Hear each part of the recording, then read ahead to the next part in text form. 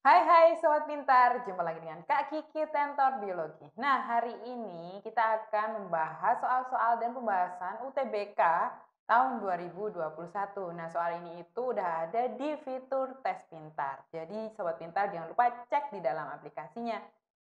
Nah, langsung saja kita ke soalnya.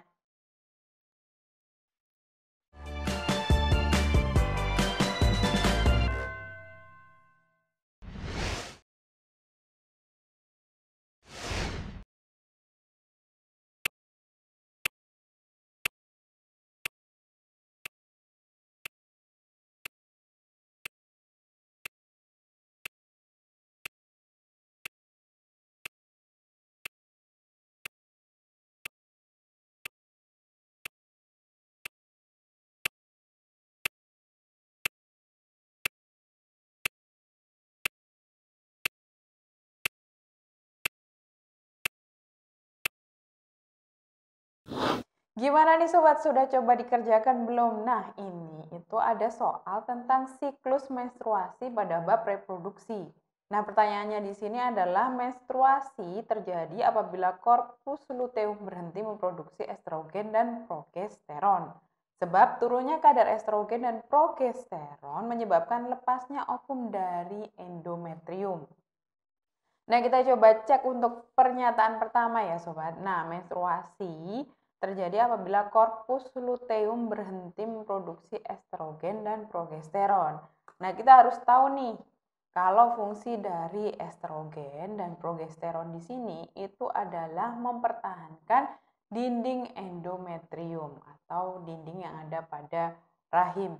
Nah, ketika kita apabila terjadi pembuahan dan pertemuan antara ovum dan sperma, maka dinding endometrium ini itu akan dipertahankan oleh adanya estrogen dan progesteron. Nah, ketika terjadi menstruasi, maka kadar estrogen dan progesteron ini akan turun secara drastis yang akan menyebabkan luruhnya dinding endometrium ini, Sobat. Jadi yang pernyataan pertama ini benar. Kemudian kita cek turunnya kadar estrogen dan progesteron menyebabkan lepasnya ovum dari endometrium. Nah, karena tadi dua hormon tersebut itu mempertahankan endometrium, ketika ini turun otomatis endometriumnya ini juga akan luruh yang menyebabkan luruhnya ovum dan juga beserta dindingnya tadi, sehingga terjadilah pendarahan yang dinamakan dengan menstruasi. Jadi pernyataan 1 dan pernyataan 2 ini menunjukkan hubungan sebab akibat. Jadi bisa kita simpulkan di soal ini bahwa pernyataan benar, alasan benar, dan keduanya menunjukkan hubungan sebab akibat, yakni yang A.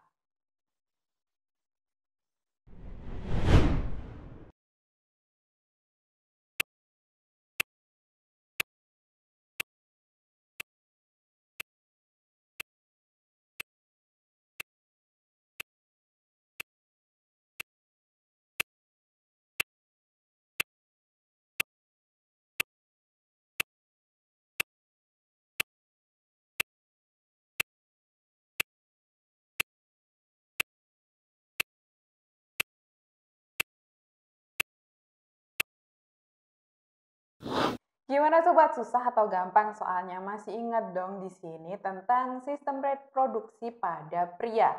Nah, yang ditanyakan adalah laki-laki dapat menghasilkan sel gamet seumur hidup, sedangkan wanita akan mengalami menopause. Sebab spermatogonia mengalami mitosis menjadi spermatogonia aktif dan spermatogonia yang berkembang menjadi sel sperma.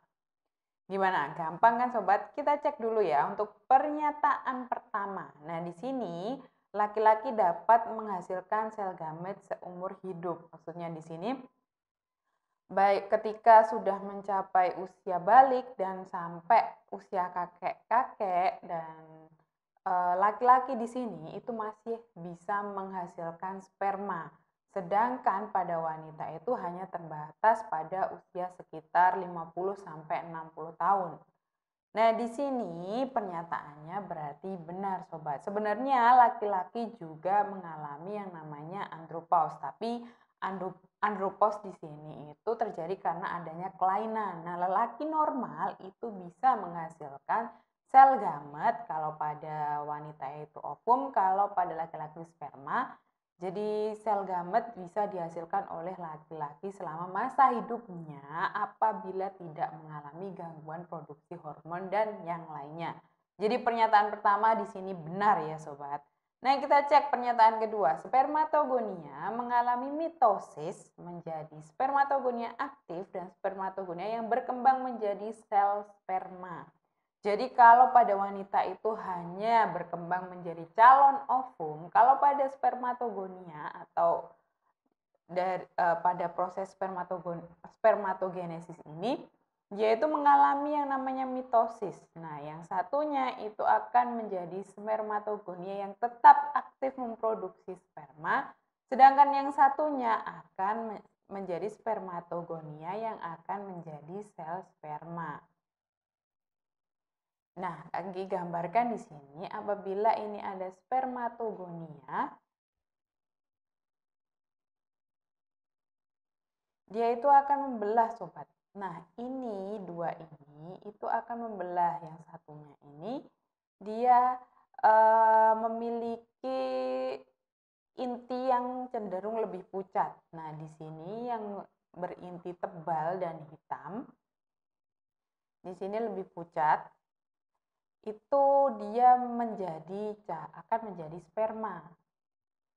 Sedangkan ini akan terus aktif membelah menjadi spermatogonia baru yang terus aktif dan juga menjadi calon sperma. Jadi dia ketika ini masih terus diproduksi spermatogonia baru, dia akan terus membelah dan akan bisa menghasilkan sperma semasa hidupnya. Jadi pernyataan kedua ini juga benar sobat. Dan apakah menunjukkan sebab akibat? Ini juga berhubungan karena dia menunjukkan alasan bahwa laki-laki itu bisa menghasilkan sperma seumur hidup. Jadi jawaban untuk soal ini yang paling tepat adalah yang A.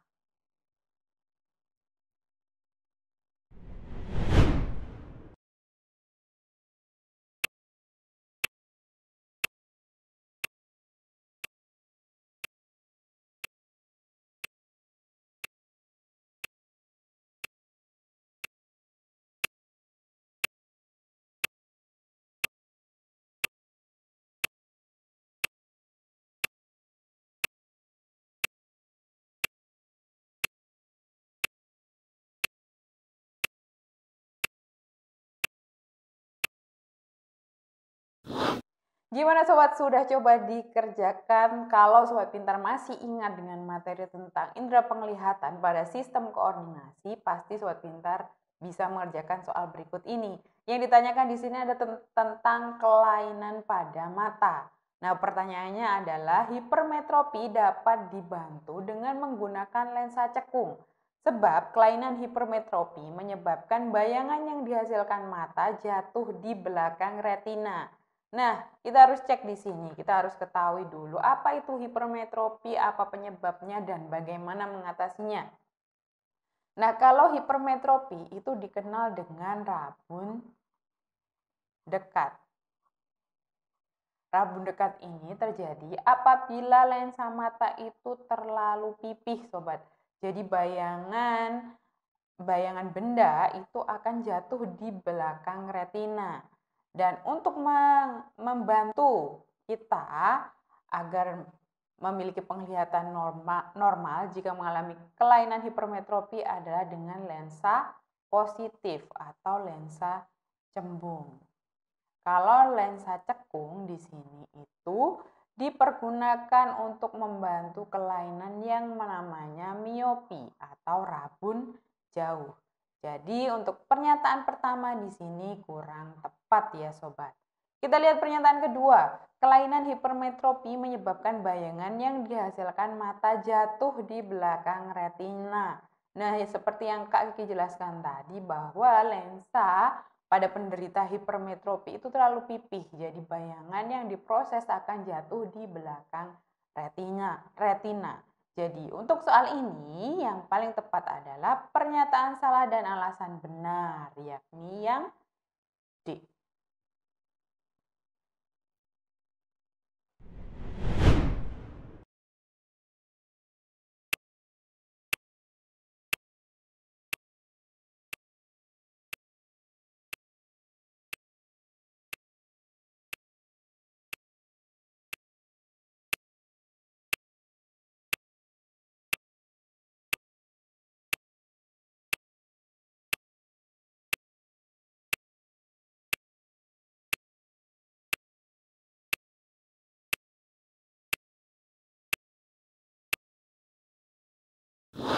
Gimana sobat, bisa mengerjakan atau tidak? Di sini adalah ada soal tentang sistem koordinasi, dan kalau tadi tentang indera penglihatan, di sini adalah tentang indera pendengaran, yakni telinga kita.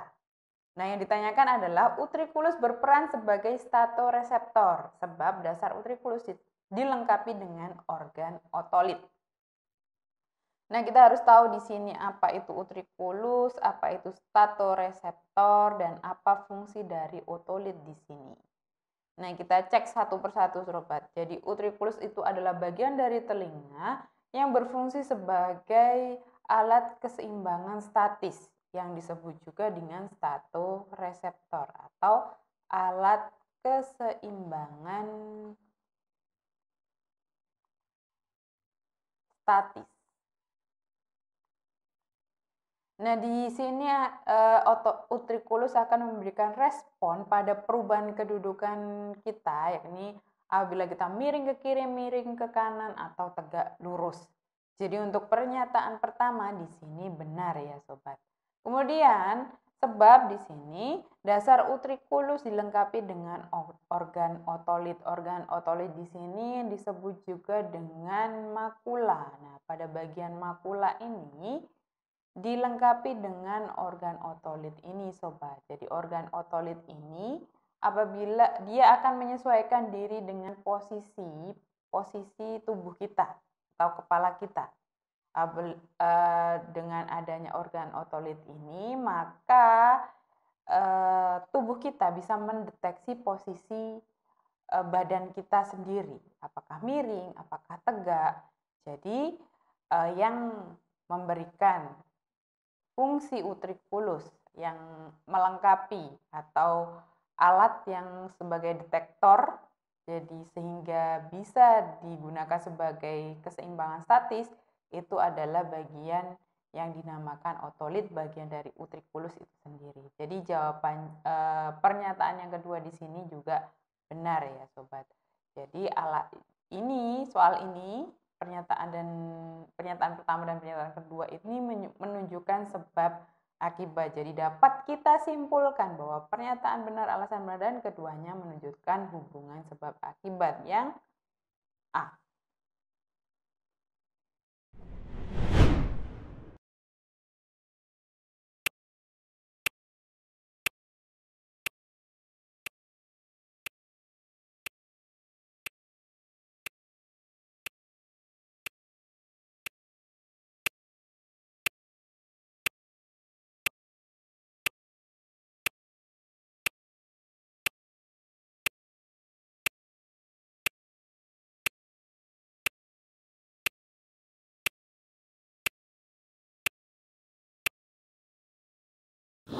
Masih semangat kan sobat? Sudah coba dikerjakan belum soalnya? Nah, kita lanjut lagi yuk. Kita mengerjakan sama-sama, kita bahas soalnya di sini yakni tentang virus. Nah, virus di sini itu disebut juga sebagai organisme peralihan. Jadi dia belum bisa dikatakan sebagai organisme sempurna dan juga tidak bisa dikatakan sebagai benda mati karena dia dapat bereproduksi. Nah, kita lihat soal di sini. Soalnya adalah virus dikatakan sebagai makhluk hidup. Karena, nah, di sini kita cek. Kita pastinya sobat pintar masih ingat apa ciri-ciri virus. Mengapa dikatakan sebagai organisme? Mengapa dikatakan sebagai benda mati? Jadi yang pertama kita cek di sini pernyataannya, virus tidak dapat dikristalkan. Nah, virus ini itu memiliki sifat yang unik seperti benda mati, yakni dapat dikristalkan. Nah, di sini sehingga ini pernyataannya kurang tepat karena virus dapat dikristalkan. Kemudian yang kedua, memiliki DNA dan RNA. Jadi virus ini berbeda dengan bakteri, sobat. Kalau bakteri dan makhluk hidup lain, dia itu memiliki DNA dan RNA sehingga dia bisa mensintesis protein sendiri. Kalau virus, dia itu hanya memiliki DNA atau RNA saja. Jadi salah satu, bukan keduanya. Jadi ini kurang tepat. Kemudian yang ketiga, tidak dapat berkembang di luar sel inang. Nah, dikatakan dia karena tidak dapat, dia benar pernyataannya bahwa virus tidak dapat berkembang di luar sel inang. Sehingga dia dikatakan dia disamakan dengan makhluk tak hidup. Apabila makhluk hidup yang utuh, dia itu bisa berkembang baik di dalam sel inang atau di luar sel inang. Jadi virus ini masih menggantungkan diri pada sel inangnya. Ini juga kurang tepat. Pernyataannya benar bahwa tidak dapat berkembang di luar sel inang. Apabila virus itu tidak menemukan tumpuan hidupnya atau sel inang itu sendiri, maka dia dikatakan sebagai benda mati, dia tidak dapat berkembang biak. Tapi yang ditanyakan di sini adalah bahwa virus dikatakan sebagai makhluk hidup. Yang keempat kita cek di sini bahwa virus dapat melakukan mutasi. Itu benar sobat pintar. Dan di sini karakteristiknya itu adalah karakteristik dari benda atau makhluk hidup. Jadi jawabannya yang paling tepat adalah pernyataan 4 benar, yang D.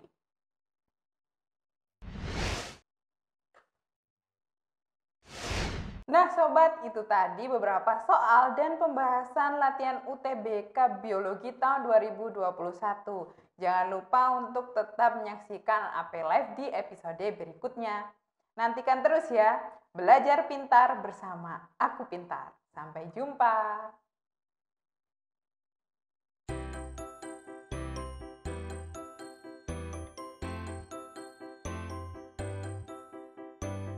Belajar pintar bersama Aku Pintar. Download sekarang.